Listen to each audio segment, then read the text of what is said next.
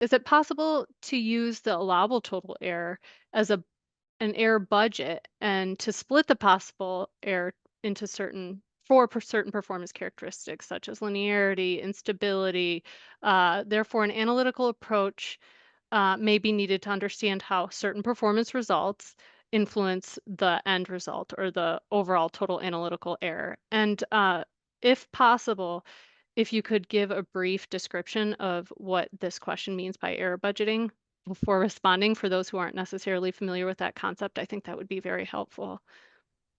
Yeah, I can take a shot at this. Is a really good question, and actually, as you mentioned, Michelle, I can be a little more specific to those who want more detail on this topic. We put this chapter 4.5 specifically error budgeting in EP46, and our intent was really to tackle this question in pretty good detail. So the idea of what would commonly be referred to as error budgeting is recognizing that there are many sources of systematic and random error that come together to form the distribution of total analytical errors we see when testing in the laboratory. And the idea of error budgeting would be, can we break down the allowable total error budget into subcomponents for each analytical design attribute, say accuracy, linearity, stability, precision.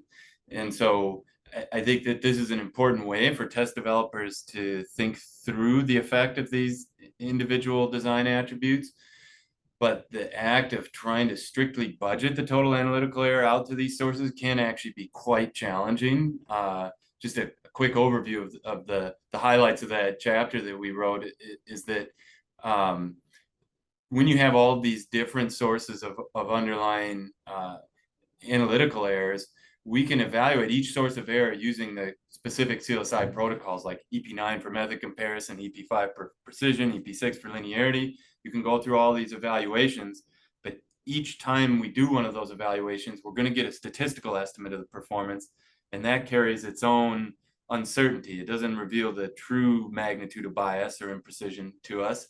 So if we start estimating all the sources of analytical error separately and try to compare them to their own criteria that would add up to a budget, it's going to have to incorporate both the magnitude of the source of that error and the uncertainty from the single experimental design in that CLSI protocol.